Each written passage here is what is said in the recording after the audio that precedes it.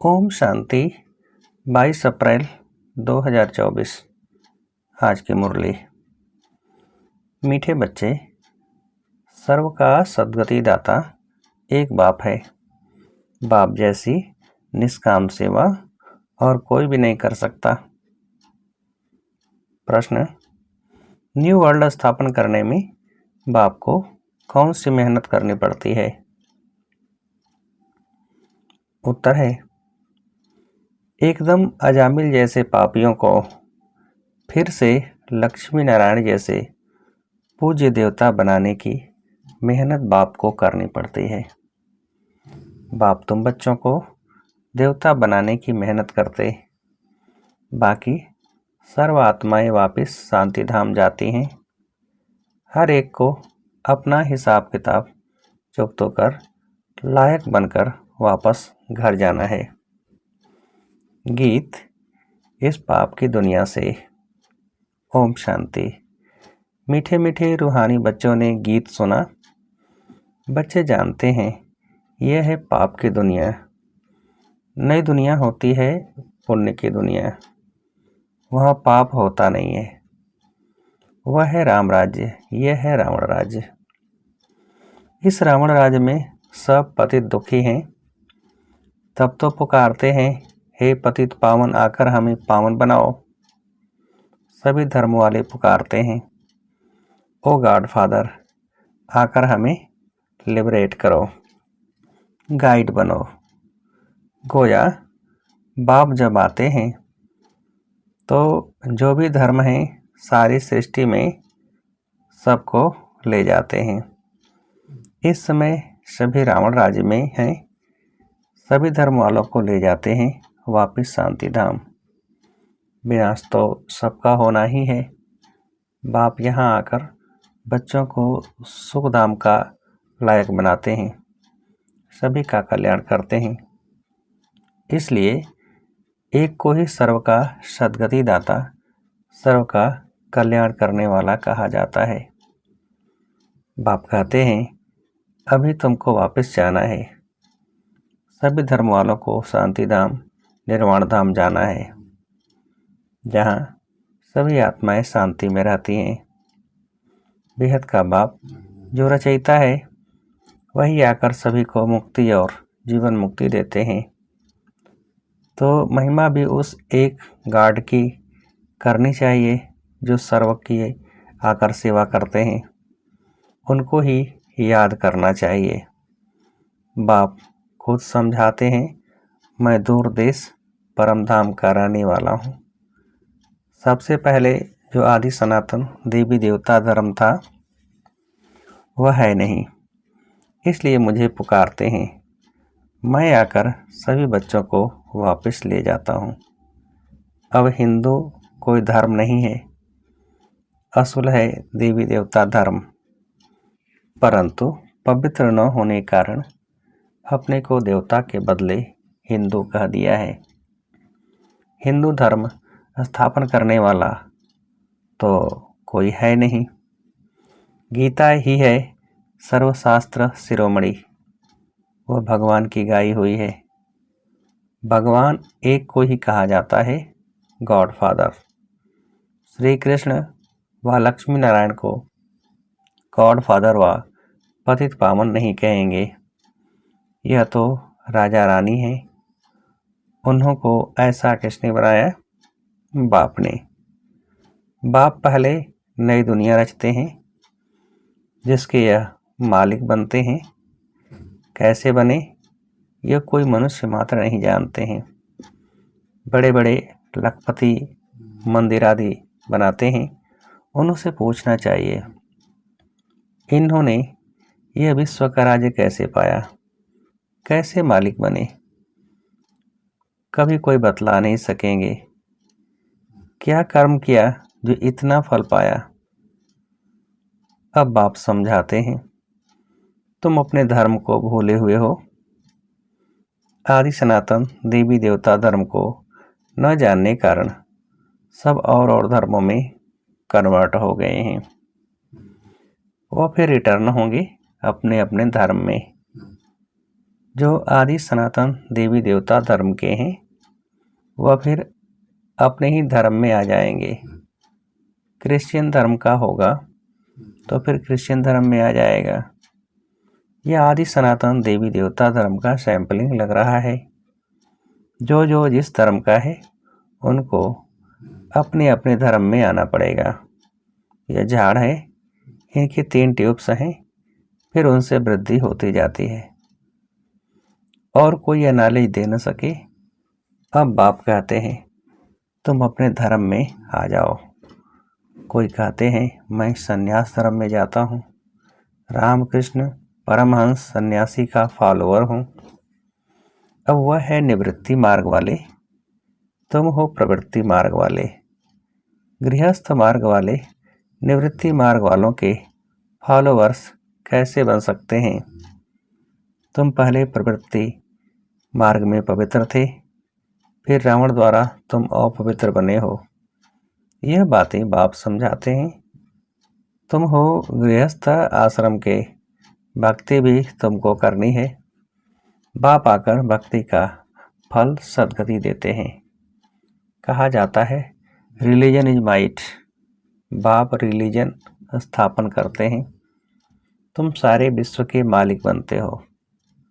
बाप से तुमको कितनी माइट मिलती है?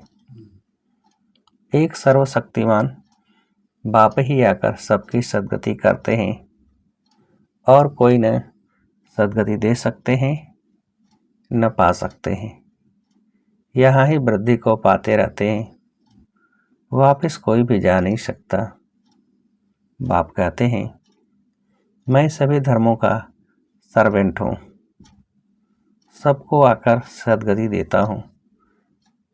सद्गति कहा जाता है सतयुग को, मुक्ति है शांति धाम में। तो सबसे बड़ा कौन हुआ? बाप कहते हैं हे आत्माएं, तुम सब ब्रदर्स हो, सबको बाप से वर्षा मिलता है। सबको आकर अपने अपने सेक्शन में भेजने के लायक बनाता हूँ। लायक नहीं बनते तो सजाएं खानी पड़ती है। हिसाब किताब चुकत होकर फिर वापस जाते हैं। वह है शांति धाम और वह है सुखधाम। बाप कहते हैं मैं आकर न्यू वर्ल्ड स्थापन करता हूँ। इसमें मेहनत करनी पड़ती है। एकदम अजामिल जैसे पापियों को आकर ऐसा देवी देवता बनाता हूँ। जब से तुम वाम मार्ग में गए हो तो सीढ़ी नीचे उतरते आए हो। यह 84 जन्मों की सीढ़ी है ही नीचे उतरने की। सतो प्रधान से सतो रजो तमो, अभी यह है संगम। बाप कहते हैं मैं आता ही एक बार हूँ। मैं कोई इब्राहिम बुद्ध के तन में नहीं आता हूँ। मैं पुरुषोत्तम संगम युग पर ही आता हूँ।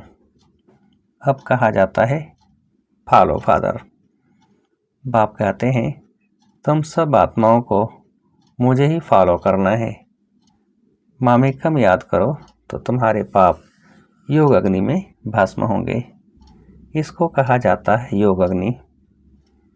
तुम हो सच्चे सच्चे ब्राह्मण। तुम काम चिता से उतर ज्ञान चिता पर बैठते हो। यह एक ही बाप समझाते हैं।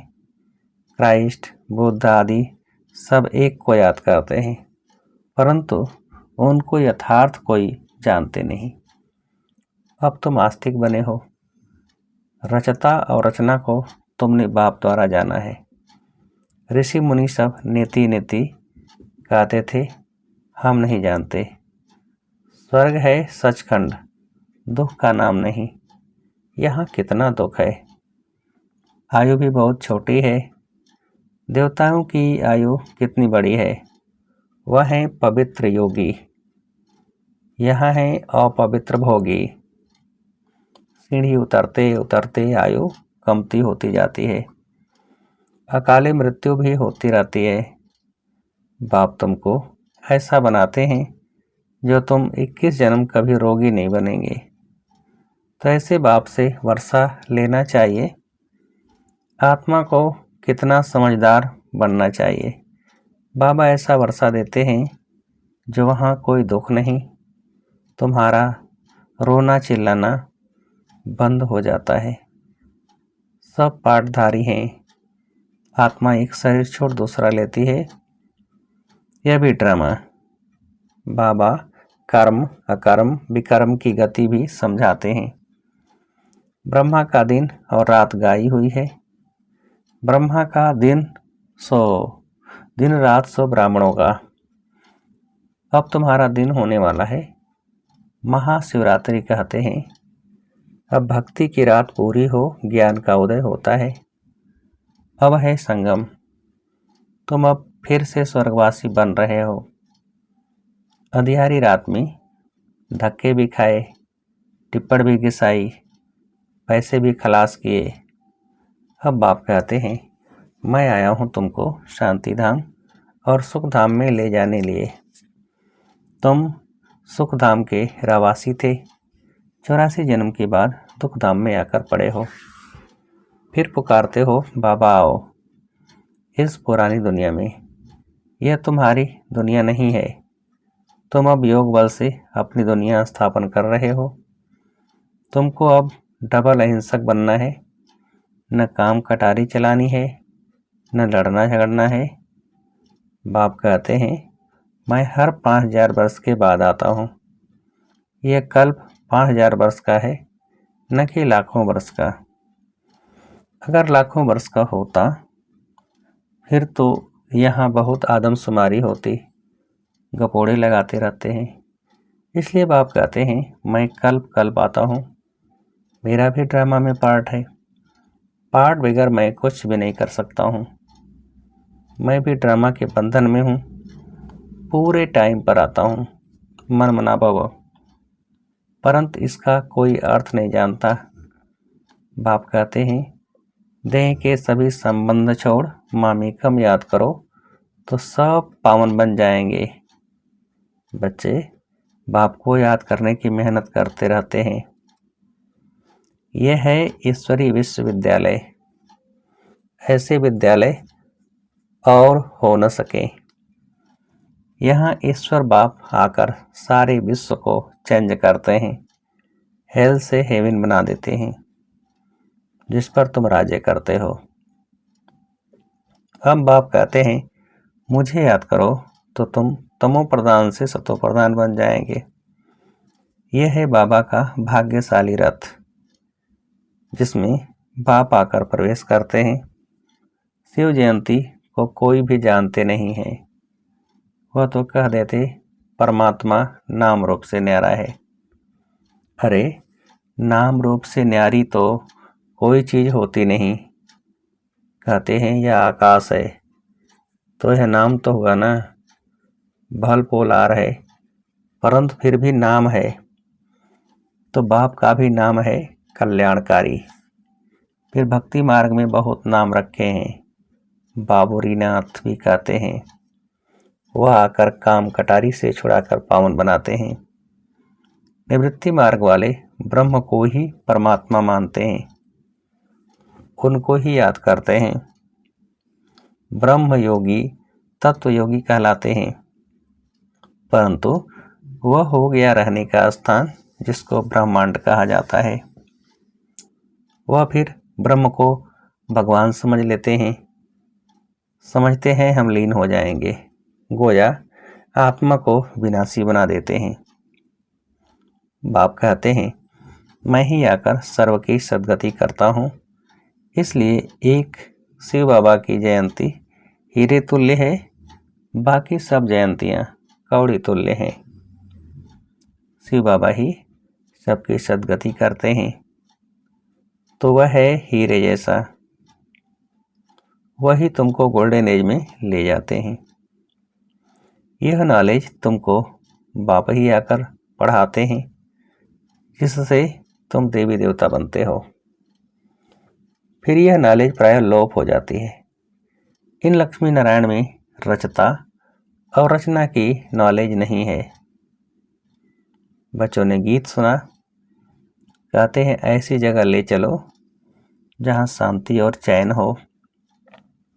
वह है शांति धाम, फिर सुख धाम। वहाँ अकाले मृत्यु नहीं होती है।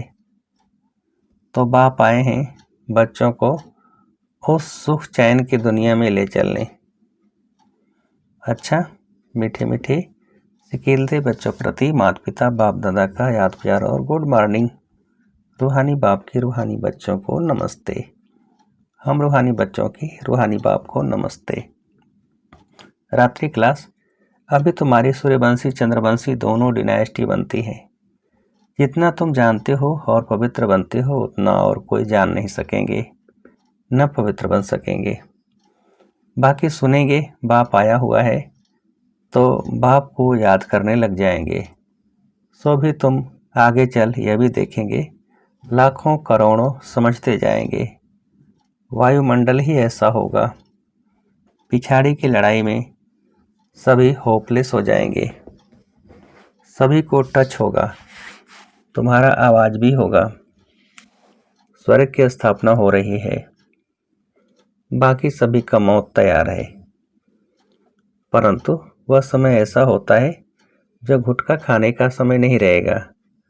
आगे चल बहुत समझेंगे। जो होंगे ऐसे भी नहीं, ये सभी उस समय होंगे। कोई मर भी जाएंगे, होंगे वही जो कल्प कल्प होते हैं। उस समय एक बाप की याद में होंगे। आवाज भी कम हो जाएगा। फिर अपने को आत्मा समझ बाप को याद करने लगेंगे। तुम सभी साक्षी होकर देखेंगे। बहुत दर्दनाक घटनाएं होती रहेंगी। सभी को मालूम पड़ जाएगा कि अभी विनाश होना है, दुनिया चेंज होनी है। विवेक कहता है विनाश तब होगा जब बॉम्ब्स गिरेंगे। अभी आपस में कहते रहते हैं कंडीशन करो, वचन दो हम बॉम्ब्स नहीं छोड़ेंगे। लेकिन यह सभी चीज़ें बनी हुई हैं विनाश के लिए। तुम बच्चों को खुशी भी बहुत रानी है। तुम जानते हो नई दुनिया बन रही है। समझते हो बाप ही नई दुनिया स्थापन करेंगे।